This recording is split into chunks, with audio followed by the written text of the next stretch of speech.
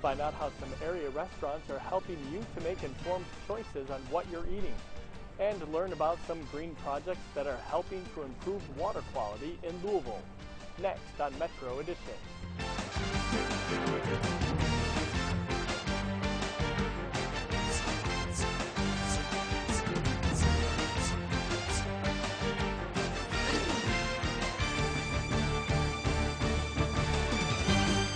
Hi everyone, this is Metro Edition.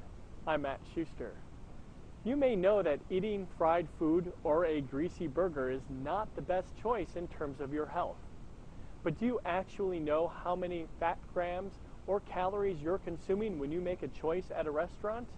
Here's a project that is occurring right here in Louisville that may help you to make more informed choices.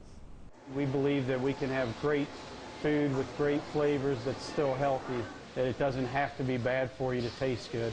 Dan Huckstein bought a computer program to try and analyze the nutritional content of the Asian-inspired food he serves at Yankee Noodle. But it didn't work out quite like he'd hoped. We had a program that was really a Mickey Mouse program to try to analyze our own menu, but being an independent restaurant, we just don't have the resources to really analyze the full nutritional information. His clients are health conscious and have been asking about the calorie content of menu items since the restaurant opened. From day one, we've had customers repeatedly asking me if we had the nutritional facts for our menu.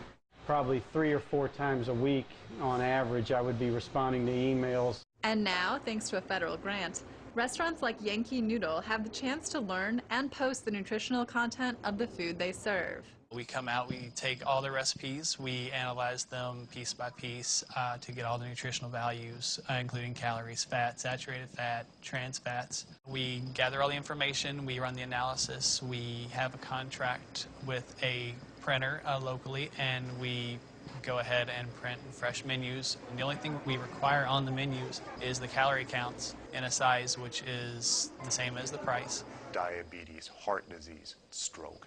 In order for us to combat that, we really can't just think in terms of intervening at the hospital or at the clinic. You have to think about making people change the culture of how they look at their health and making healthier choices out there, and this is one way to give them that opportunity. Next year, national legislation will go into effect that'll require restaurants with more than 20 locations to post their nutritional information. As part of this program, local restaurants get support to offer customers that same information, helping them to make better food choices and saving the businesses up to $10,000 in the process. $6,000 and $10,000 depending on the restaurant. And so if we can provide those funds through our grant, then that's going to be great for our local economy, and that's going to help our local restaurants stay competitive with the national restaurants. And some of the menu items are changing as a result.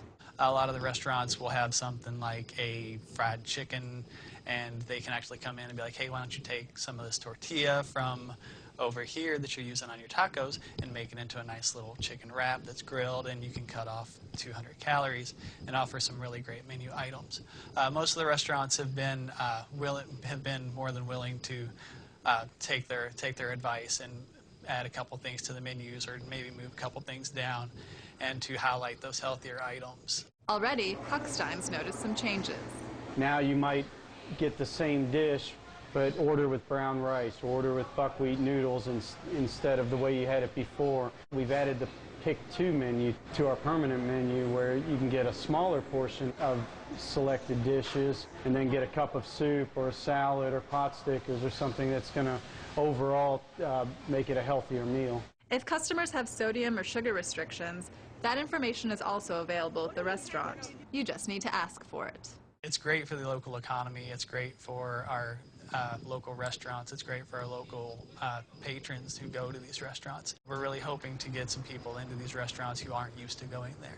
We want people to walk up and see our Healthy Hometown restaurant logo on the door and know that they can go in and make an informed decision on what it is they're going to eat.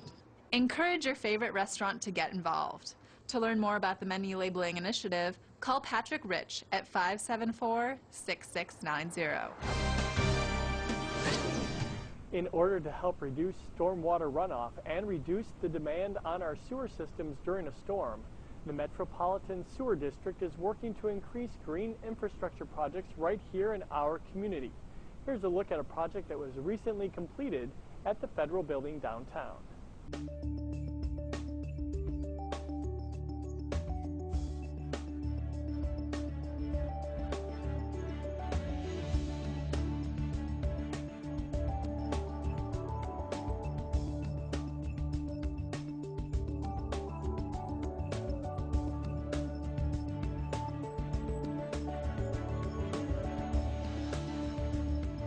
We've got to take care of our planet. We all know that. Sometimes it's easy to look the other way and not do that, but it's essential that projects like this are part of an even healthier city, environmentally healthy city. And it's the best way to show our kids that this is what we intend to leave on the face of the earth, a better globe for us all.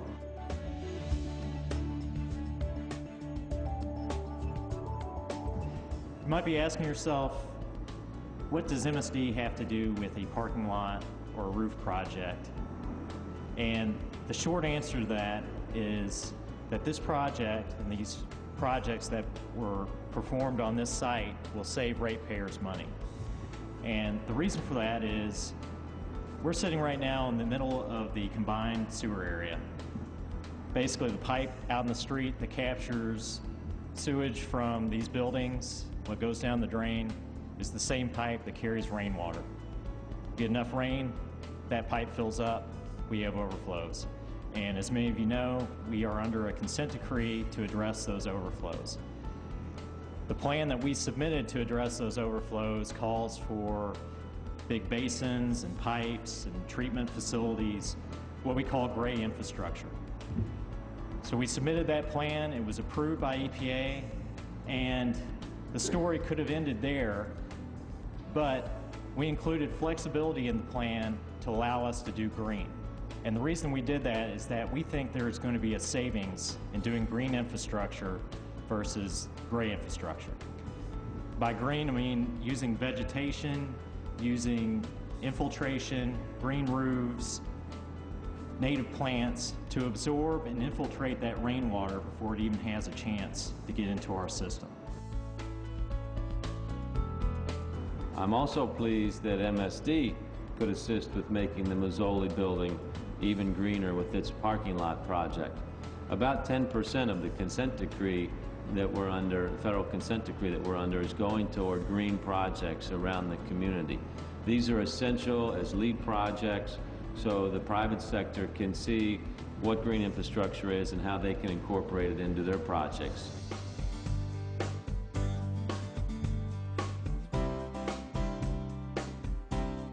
Early on, it was apparent to me that this was going to be a good partnership with GSA. They had a directive to become more sustainable, to be more green. And at the end of the day, this was a very successful project for MSD and for our ratepayers because if you look at this site, it's the largest green roof in the city. In fact, it's the largest green roof in the state of Kentucky. This parking lot on the other side of the building will capture on a typical rainfall year over 1 million gallons of stormwater before it even gets to our combined system. Over 90% of the rainfall that hits that lot will be absorbed by green infrastructure instead of going to the sewer. So that to me makes for a very successful demonstration, something that we can go to EPA and do more of. The Mazzoli Federal Building Green Roof Project is one of our Recovery Act projects. Some of you might be wondering why we're so excited about the roof and the parking lot. Well, it has a lot to do with job creation and as well as preserving our national energy and climate security. GSA is on the forefront of stabilizing our economy and leading our country's green revolution, which we cannot do alone, which is why the partnership with Louisville is so important to us. It's the first public-public partnership of its kind in the country.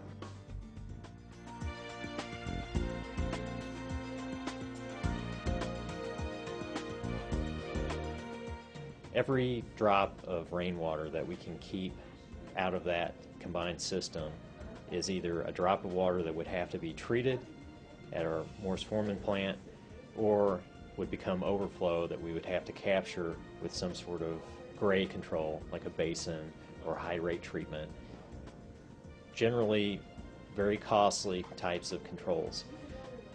Well, on this lot, by capturing the 1 million+ gallons of stormwater on a typical year, by storing it on site instead of letting it go into the system, become an overflow, we are actually saving about half the cost per gallon for that stormwater to capture it, store it, and treat it on site. It's a more energy efficient building in terms of keeping it cooler, and then which then plays into the HVAC systems. And again, when you're doing the analysis regarding the long-term effects, all that has to be included. Sort of just from lighting, for example, if you put in energy efficient lighting, it could reduce your HVAC, it could reduce your heat by 30%, thereby making your HVAC systems more efficient. So the roof is similar in that it reduces the heat coming into the building, it absorbs water, eliminates, reduces wastewater runoff. So from an economic standpoint, it helps on the energy efficiency side. On the environmental side, you've got the stormwater conservation related issues. It basically removes a 1.2 or 1.3 million gallons on an annual basis from going into the stormwater system here in Louisville.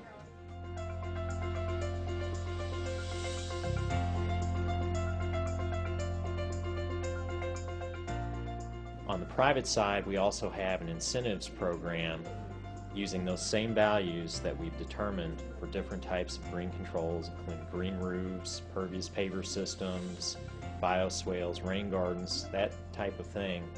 And using that value, we can incentivize private entities to do green on their site.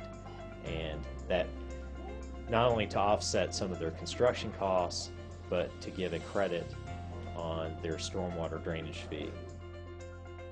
In a lot of cases, if you look at a site and use the existing layout of the site, the existing drainage, and build green around those existing drainage features, then our stipend up front, the value that we have to those green controls, can almost offset the construction of the project.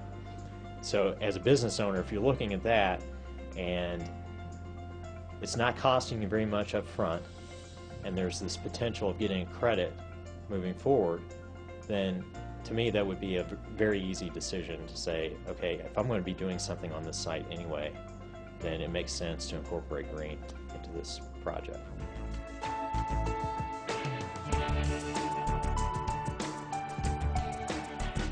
Given the green ecosystem in Louisville, not just the projects that you can be proud of, but the jobs and the training and the expertise and the skill set across the entire ecosystem of greening out a city, there is no doubt in my mind that Mayor Fisher, Neil, and the rest of us at GSA will find future projects to collaborate on. And there's no doubt in my mind that Louisville will continue to be a major player in the green revolution.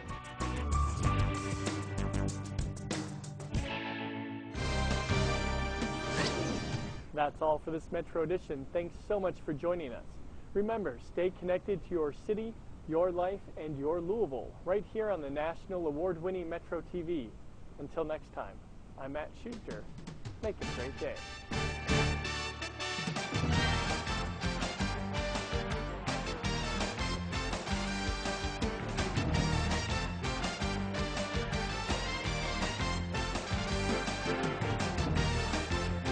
Metro TV, a public service of Louisville Metro government.